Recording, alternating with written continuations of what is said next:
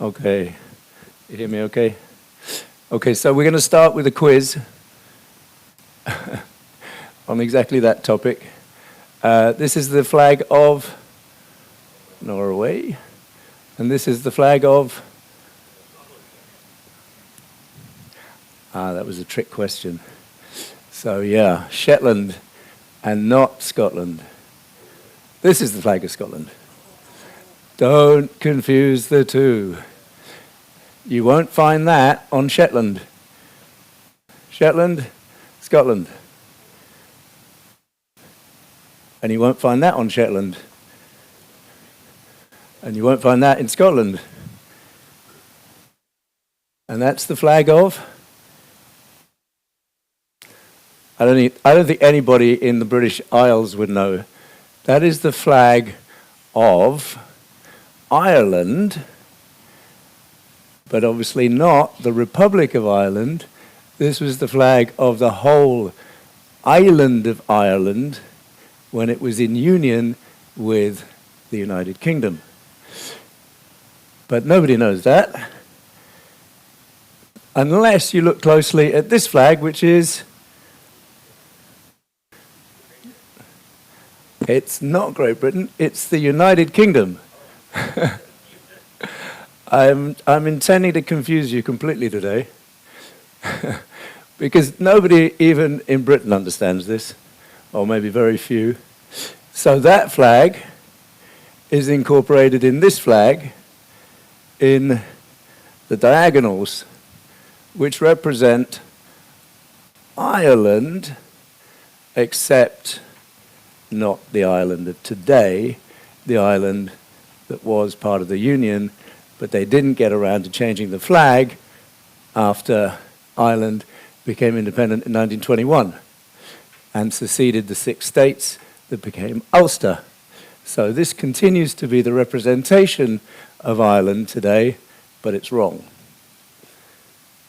Anyway, so the blue represents Scotland, and the St. George's Cross represents England, but there are 4 nations in the United Kingdom: England, Scotland, Northern Ireland, and... so where's Wales? So the Cross of St. George, what's called the Cross Saltire of St. Patrick, Ireland, but it's not the Ireland of today, and the Cross Saltire of St. Andrew, which is Scotland, which make the Union Jack, as of 1801, which was the union with Ireland. But that is the flag of Ulster.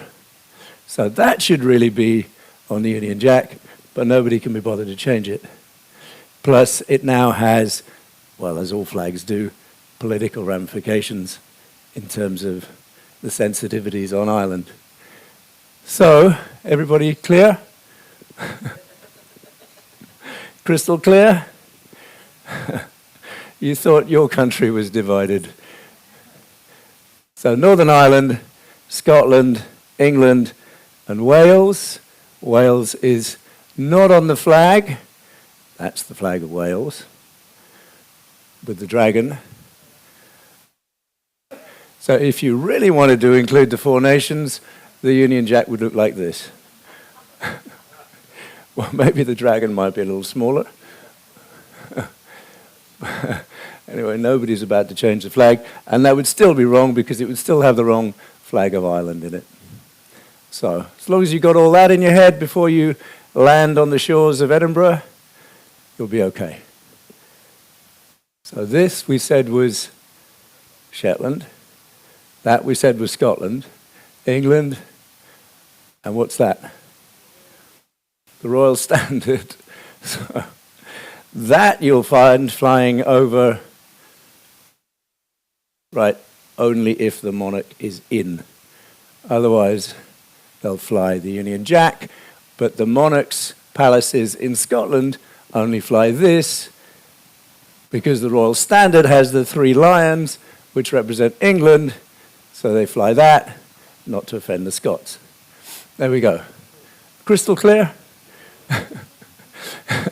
And just to totally confuse you, this is the United Kingdom, Great Britain and Northern Ireland, which doesn't include the Isle of Man. It doesn't include the Channel Islands, because they are not part of the United Kingdom. They are crown territories that are not British, but they have British passports. So, what about Shetland up there? It is in the United Kingdom.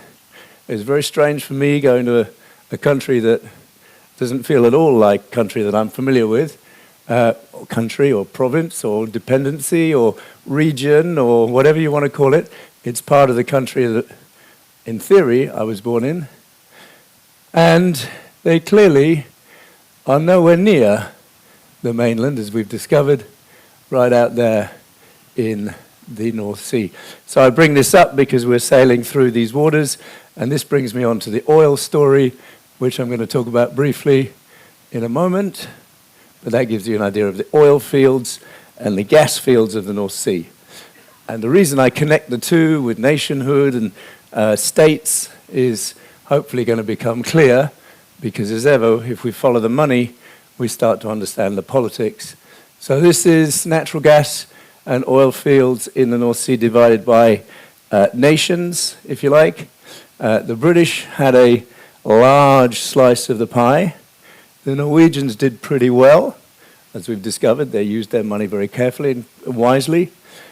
The Danes had some North Sea oil, the Germans too, some of the Dutch, but the lion's share went to the British, and Shetland was in the middle of the action. And I'd talk briefly about decommissioning one of the rigs, which is happening at the moment on the east coast of England, and the fact that Shetland has done very well out of oil, which our guide didn't really refer to. She didn't even refer either to the large oil terminal on Shetland at Sullom Voe, which has been part of the economy of the island, or the archipelago, I should say, for many years, since it was built in the 70s. And recently, to bring the story right up to date, a huge new oil field has just been discovered called Rosebank, and it is just outside west of Shetland.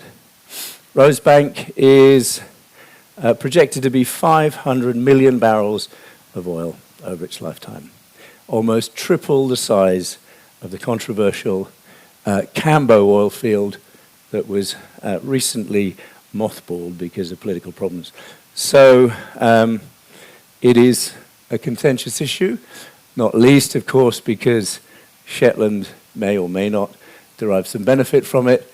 The main contractor for that oil field is called Equinor, which is the new name for Statoil, which was the Norwegian oil company owned by the state. So the Norwegians are still very much involved. That's the corporate picture. This is the non-corporate picture. There's obviously a move to try and stop it from many different voices in the UK. So I'm not going to get into ecological issues today, except to say, as I said before, the UK has not done very well in terms of creating a sovereign wealth fund, which is currently worth £20. But it does explain maybe a little bit about Shetland politics, because there's a move to leave the United Kingdom to maybe align themselves with Norway. It's not got a lot of traction at the moment, but there is some talk about realigning themselves, which may explain why they don't fly the Scottish flag or the Union Jack on Shetland. They feel a little bit left out. They feel they haven't had a decent slice of the pie. They look at the Faroes and Norway doing very well with much stronger state subsidies than they've been getting from Scotland, and they don't feel very Scottish or British in many cases. So that's just to bring it up to date, if you like, and we've talked a little bit already about the Norwegian Sovereign Wealth Fund and how well they did. So I'm just going to start my little story way back in the distant past, from the very start of our journey out of the savannas. This is kind of bringing us back to the very beginnings of our move from Africa and into all sorts of other areas. And this explains, if you like, some of the reason why we keep moving that I've been describing in the sagas and the Vikings' journeys west and east, and to some extent also explains how Shetland got settled. We have basically been on the move. And why have we been on the move? Because we've been looking to chase new resources. And that's the story, if you like, of oil too. Not least in the Ukraine, where we are obviously seeing a big part of the oil story today. Basically, if you follow the money, you start to understand the story of the black stuff. So I'll kick off with a good contentious quote, which I always think is a good thing to do in the morning, based on the work of Richard Kapuscinski. Oil is above all a great temptation. It's the temptation of ease, strength, wealth, fortune, power. It's a filthy, foul-smelling liquid, squirts obligingly up into the air and falls back to work as a rustling shower of money. To discover and possess the source of oil, it feels as if after wandering long underground, you've suddenly stumbled upon royal treasure. Not only do you become rich, but you're visited by the mystical conviction that some higher power has looked down upon you, the eye of grace magnanimously elevating you above all others, electing you his favorite. The concept of oil expresses perfectly the eternal human dream of wealth through happy, lucky accident. In this sense, it is a fairy tale, and like every fairy tale, it's a bit of a lie. So, I like that quote. Maybe it actually addresses what Doug was talking about in his lecture about the chauvinism, let's say, or pride of the Norwegians. Perhaps less so about the British, but we are dealt the hand we're given, but it's also about how we play that hand too. So lucky accident, but how do you play that lucky accident? Anyway, let's go right back to when we first started seeing references to oil in the written texts. In the writings of the Greek historian Herodotus over 2,500 years ago, in history, we first see a description of Darius the Great, who was king of Persia, who mentioned some foul black liquid with a revolting stench. And 400 years later, in 77 CE, Pliny the Elder describes some thick black liquid. The time was added to cement to strengthen the walls of the ancient city of Babylon. Pliny also claims, helpfully, that it was useful for keeping away snakes, toothache, leprosy, epilepsy, gout, and coughs. So, just in case the clinic is closed, you can always do yourself a little cup of crude. And as a little touch to Pliny the Elder, if you want to invest in an oil field, there's a shale field in the US named after him. There you go, there's my stock tip for the day.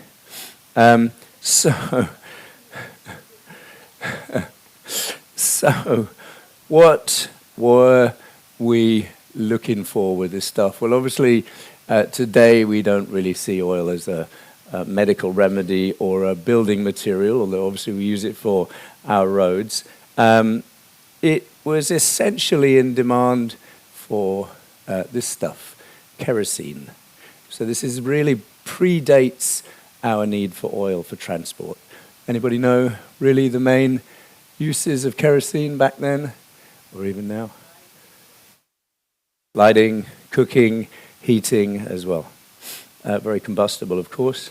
So it was really the powerful combination of the discovery of the oil wells, their exploitation and consolidation in the US by men like Rockefeller and his Standard Oil project, and also, which we should really understand, is the arrival of the need for it, of course, developed by people like Henry Ford and his techniques of mass production, which led to the arrival of the Model T in 1908.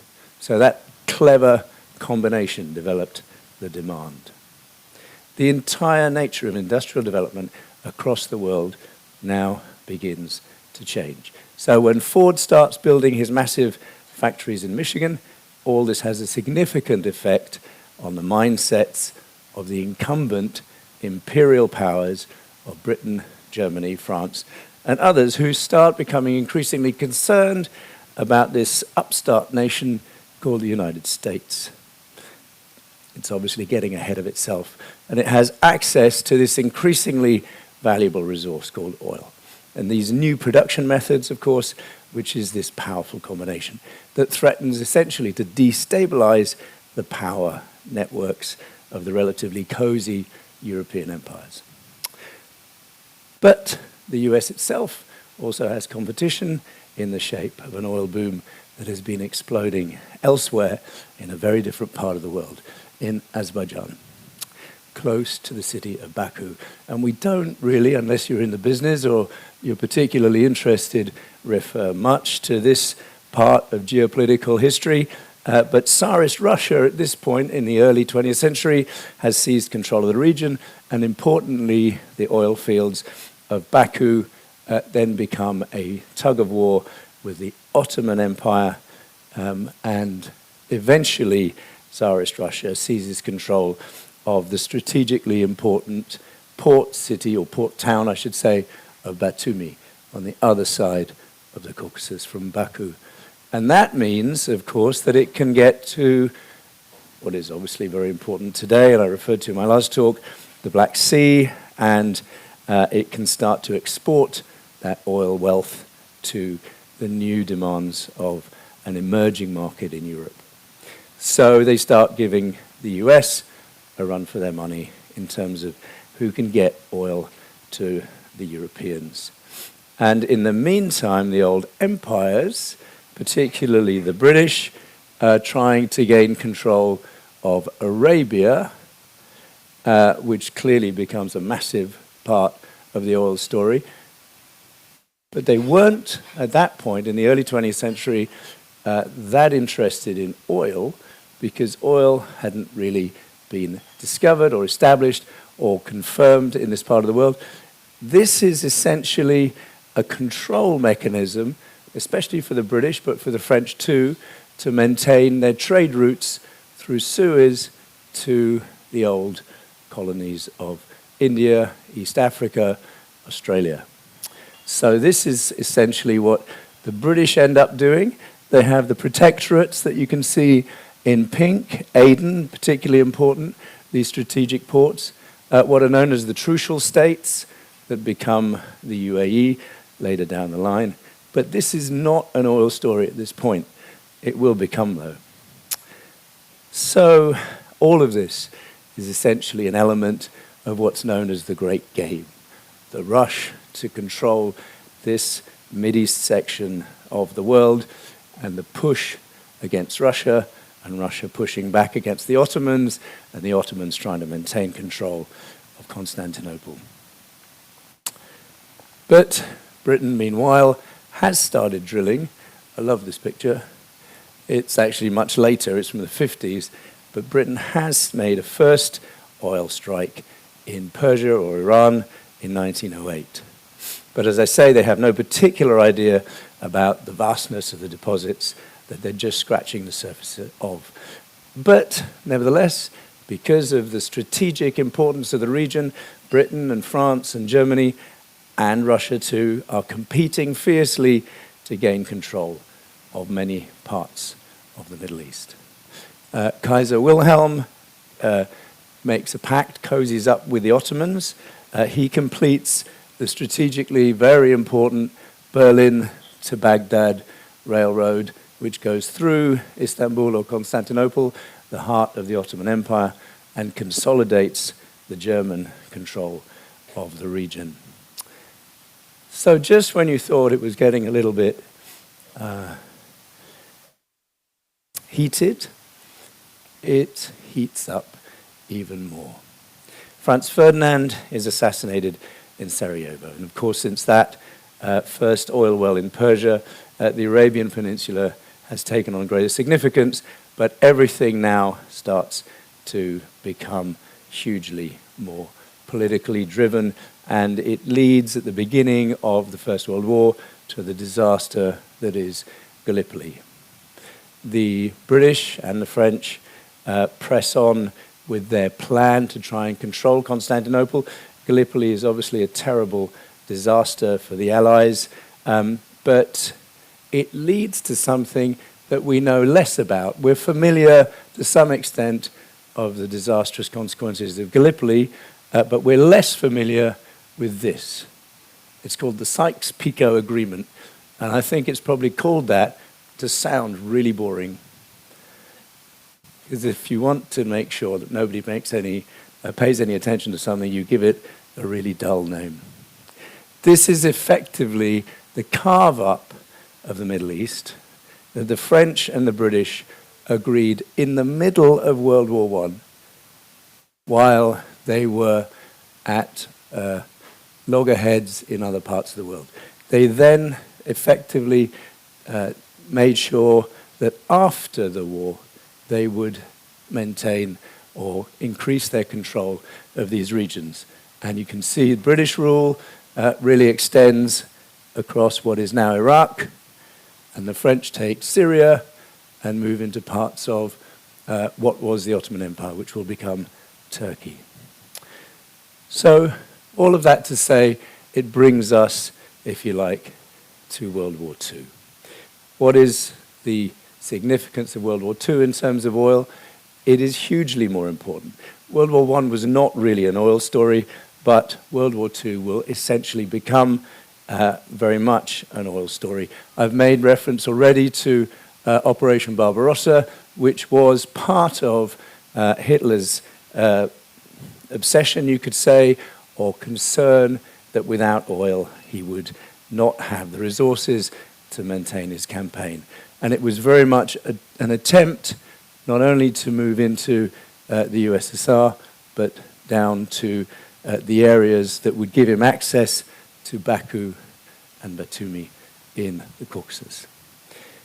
So that's really a little quick overview of the first half of the 20th century and oil's role in it. But the effect of the loss of the Nazis over Barbarossa meant that his capacity to then try and attempt an invasion of Britain was diminished, and it led to the successful Normandy landings of 1944. So in a sense, the oil chase that was Barbarossa, maybe, you could argue, diminished the Nazis' ability to continue westwards. By 1945, all of that meant that the old empires had technically won the war, but Britain was bankrupt essentially and is now struggling to pay its bills. It's struggling to maintain control of its empires, and by 1947, India gains independence. So because of that, Britain's priorities start to shift in the Arabian Peninsula. Control of the colonies becomes less important. It starts to focus instead on protecting the more important oil revenues and oil reserves that it's finding increasingly in the Arabian Peninsula. So the aftermath of war, we have the development of NATO, and NATO wants the old empires to diminish their role in the world, because after the war, nobody has any great interest in seeing those empirical powers flexing their muscles, and yet there is the need to try and protect oil security and the supplies from the Middle East. So the Royal Navy is given the task, or assigned the task, of being that security force in the Middle East to secure and ensure supplies of oil that are increasingly starting to come out of that Arabian Peninsula.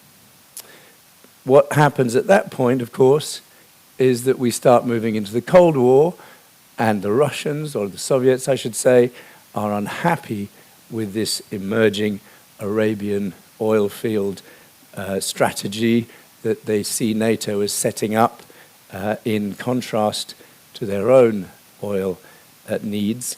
And they then start to fund this man, Gamal Abdel Nasser. You've come across him, who was at that time president of Egypt, and they encourage him to take control of that hugely significant Suez Canal, which Diana will be sailing through in September. So what happens? Suez becomes the hot point, the flash point, essentially of oil supplies, but obviously other trade too. Britain and France do exactly what NATO had told and hoped that they would not do, which is they start to flex their muscles in the old empirical spirit. They fail to tell the US that they're intending to invade Suez, and NATO starts wondering what this collaborative, cooperative force was meant to be, because they act essentially independently with Israel to invade the Suez Canal zone. What happens after that is that Nasser, with the support of the Soviets, blockades Suez, and all the oil supplies and the other trade that goes through it are thrown into doubt. What they have to do after that is to move oil, instead of going through Suez, as well as other trade coming from the east, around the Cape. And you can imagine, I'm sure, the implications of that in terms not just of time delays, but cost too. All of that creates the exact opposite of what NATO had tried to establish. This idea of security coming from the Middle East, making sure that the oil supplies were assured. What we get is a decade of blockade and obstruction in Suez, and the Europeans increasingly find supplies of oil difficult to get hold of. So who do they turn to for their oil? To some extent to the US, but they turn to the Soviet Union.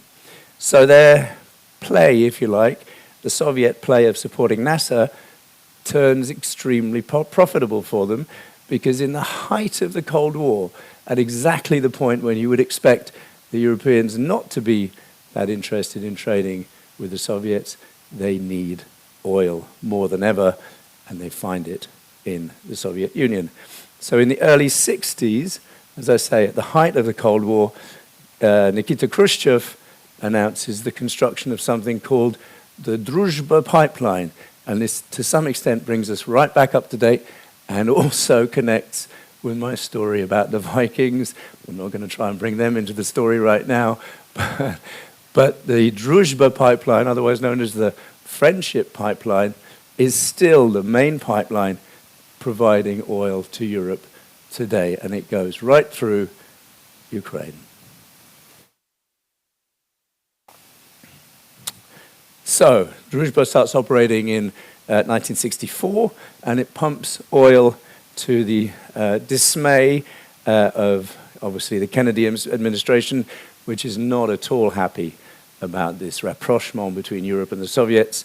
But despite his demands that Europeans apply sanctions to the pipeline concept, Druzhba is extremely successful. As I say, it's still the principal pipeline from which oil is piped from Russia into Europe today. So this new energy relationship between Europe and the USSR starts to define everything that happens pretty much in the second half of the 20th century between those two continents. And it's known as Ostpolitik. It is essentially the brainchild of Willy Brandt, the German chancellor at the time, and it wasn't just about oil, of course, for the Germans, but it was especially important for the Germans because Willy Brandt's strategy was that in trying to create this rapprochement, this friendship, if you like, with the Soviet Union, there was the groundwork being made for potentially the reunification of the two Germanys. And that was, in the background, part of the logic. Again, driven by the need for oil. But what happens at that point, of course, is that the US decide to retaliate. They're not at all happy about this new coziness, so the US decide to hit the Soviets hard and declare a massive price drop. The Soviets, not fazed, they simply match the price drop. It sparks a price war, and it then upsets all of the other major world oil producers who don't want to see their oil price reduced as massively as it's occurring between those two huge powers. What happens is that the smaller oil producers get together and they create OPEC, Organization of Petroleum Exporting Countries. Anybody know which of the countries founded OPEC?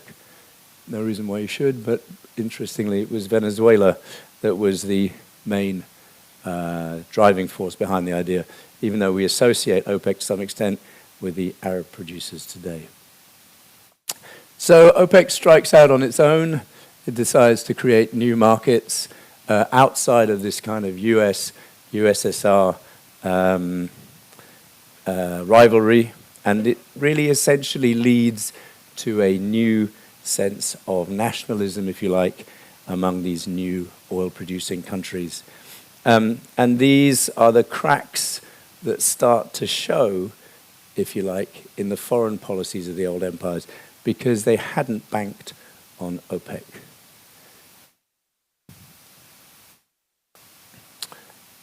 So what happens? Well, all sorts of new deals start to be carved out, and in particular, if we go back to the whole point about Suez, the British have started to massively lose their reputation for being anything like the kind of power that should be controlling oil supplies in the Middle East.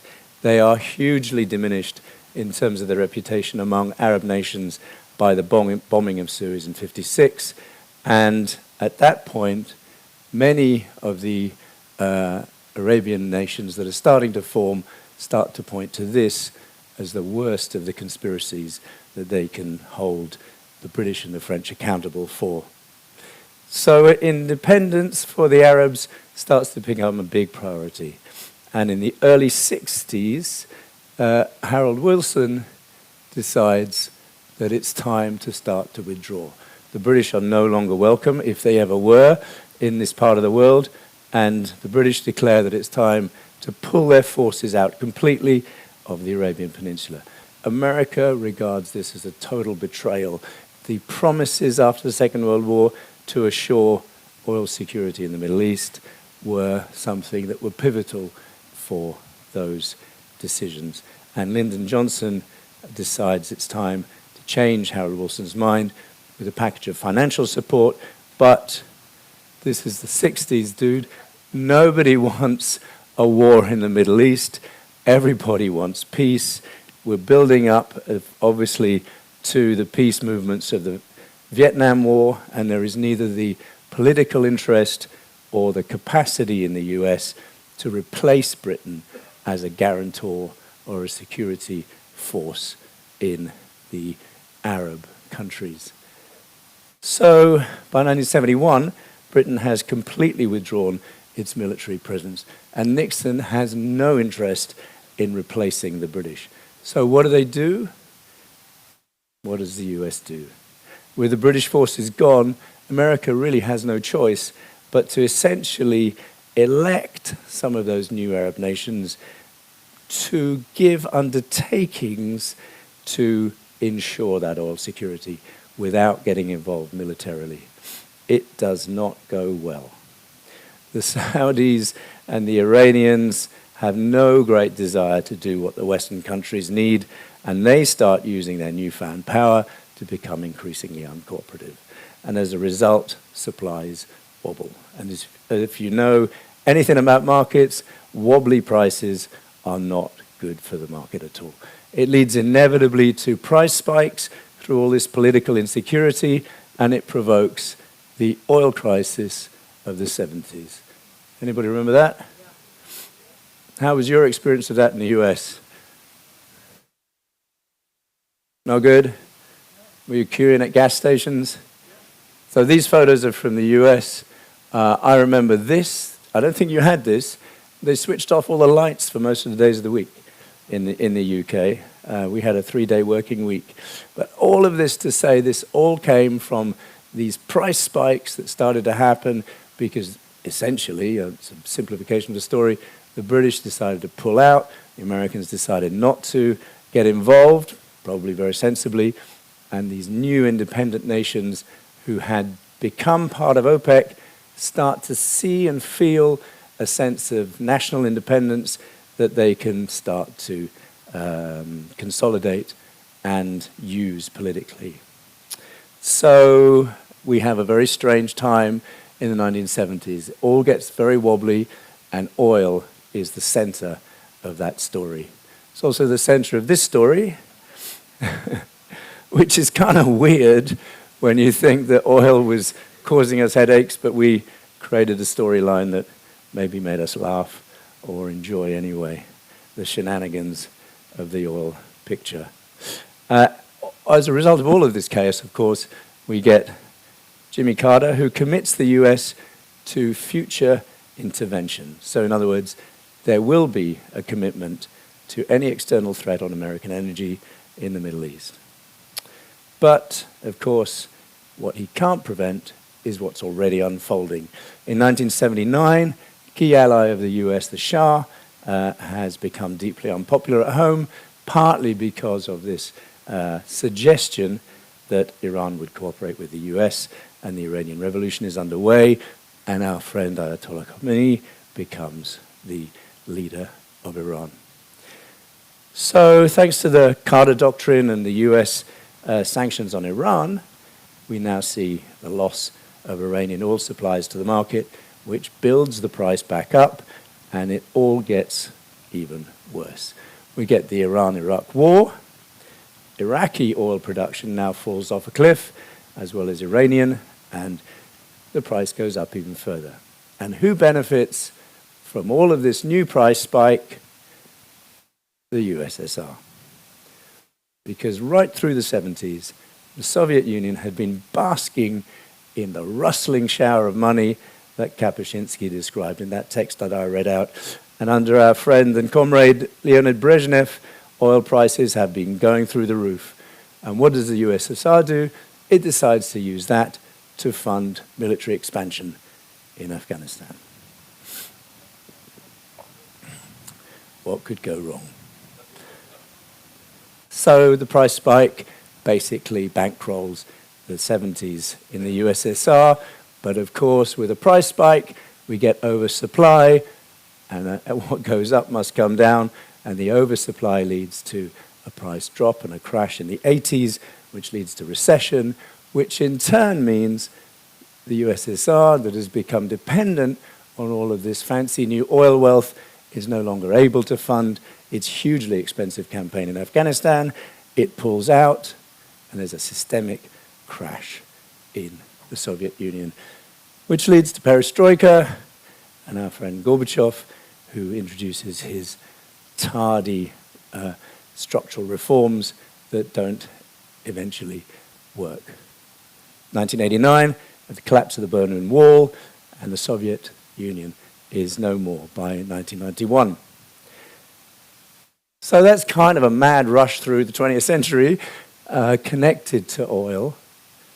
But could we say that the oil price generated most of these events, or fueled, if you like, excuse the pun, most of these events? It's difficult to make a direct comparison, but there's usually an oil story going on somewhere in the background.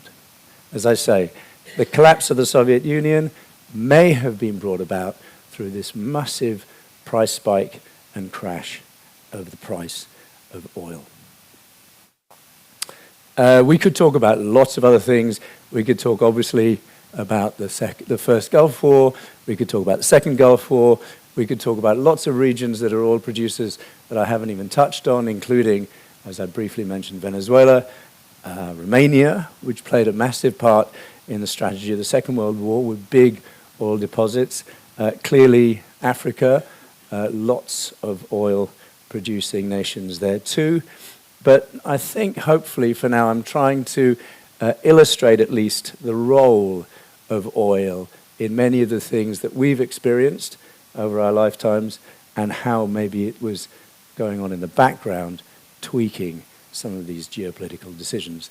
So to come right back up to date, to some extent, anybody know this man? Olaf Scholz, Bundeskanzler of Germany. So in 2022, there was a fundamental shift in that Ostpolitik that I referred to before.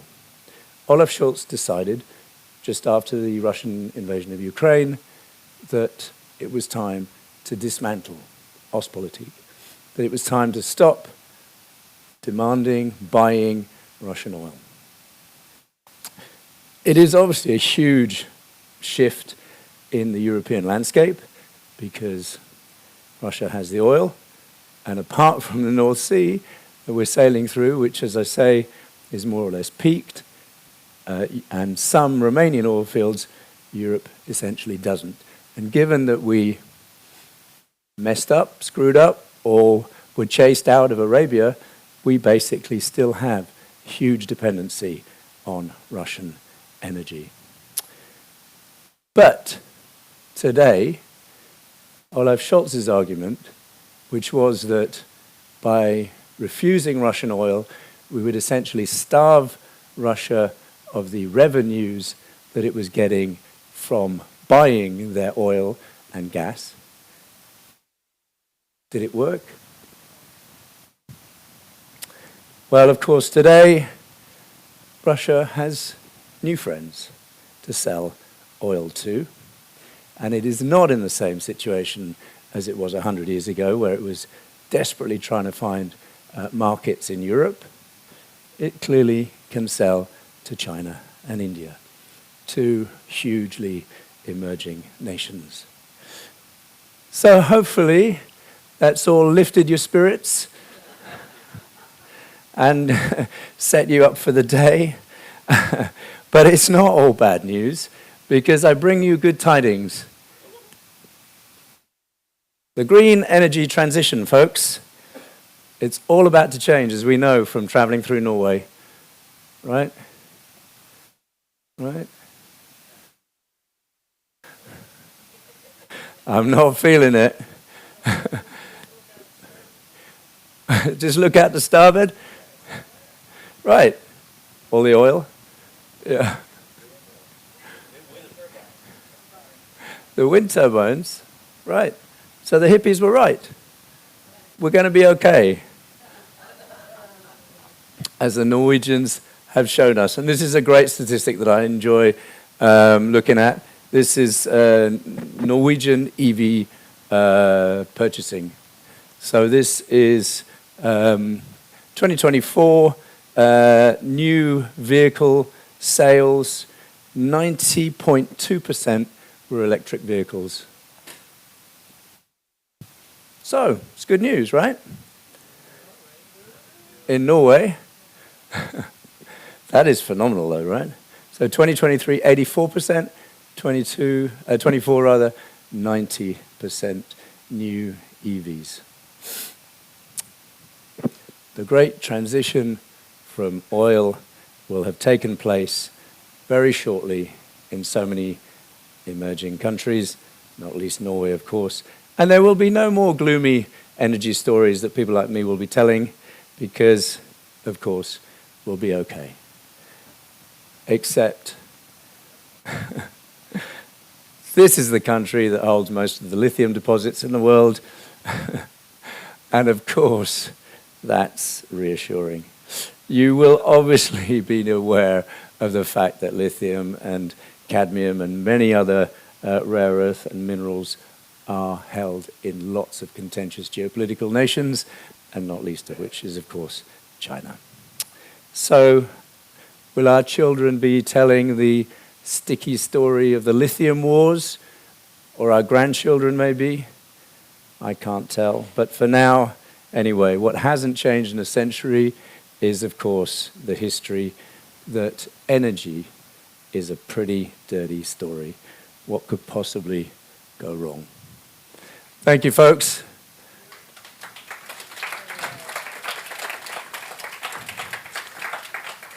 Very happy to take questions. We have a talk coming up in 15 minutes, but feel free to, not questions, chime in with your thoughts.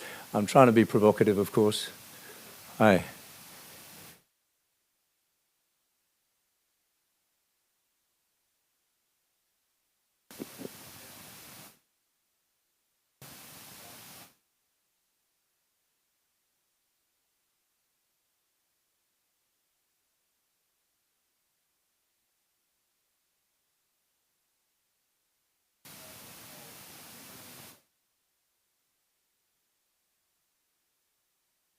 Thank you. So I don't know if you caught much of that, but just to paraphrase, the campaign against the Nazis was very energy-based in a sense, if I've understood what you've said, very focused on depleting and destroying the energy sources and stores, and absolutely, it kind of corroborates my story, if you like. We like to think a lot of the time that these are land grabs. It's how we're taught in school to some extent. Nazis invade Poland, Nazis invade Czechoslovakia, Russia invades Ukraine. But a lot of the time, it's not the landmass that's the important part of the story. So yeah, thank you. Hi.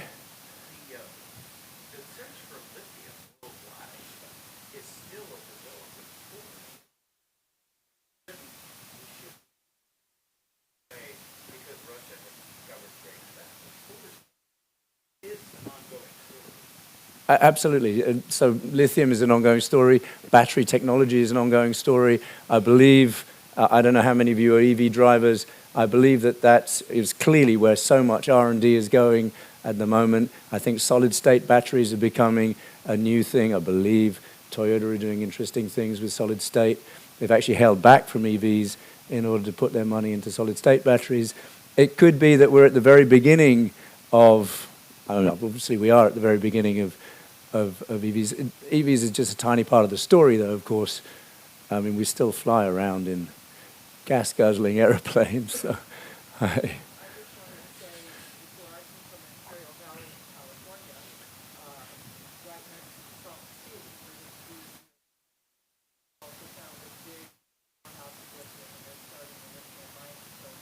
Interesting. Where was that, did you say? By Imperial Valley, so big lithium deposits that have been discovered. Fascinating. Right, yeah. So, yeah, and right. So geothermal obviously is a huge story. Hydro that we saw in Norway too. And it kind of brings me back to my very first point about Shetland. Our guide very noticeably didn't touch on the Rosebank oil field at all, but it's clearly contentious whether we develop this massive new oil field or not. Economically, it's always this battle, isn't it, between economics and green issues. But yeah, and maybe at some point lithium will be redundant because there'll be new technologies. The question was, can I explain about solid-state batteries? No. That is way above my pay grade. Right. I believe that they are smaller, lighter, more efficient. It's kind of what we do, right? It's, if you think back to 20 years ago when we had laptops that, I don't know, had 1 megabyte of RAM.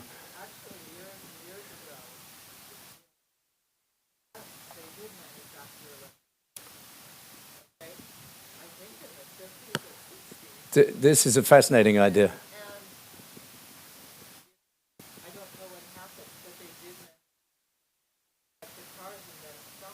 So the point is, in the US there were electric cars way back 50 years ago, did you say, or further?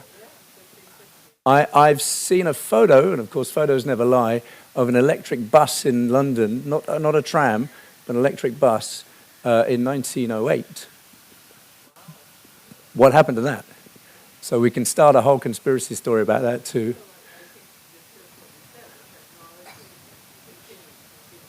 Right. And combustion engines are pretty smart.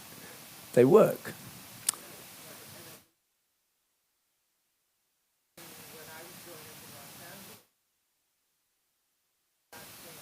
Right.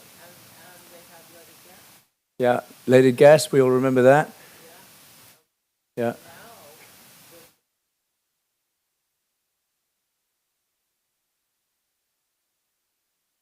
Right. Yes. So things are getting better. Can I finish on that note? Thank you very much, folks. Appreciate it.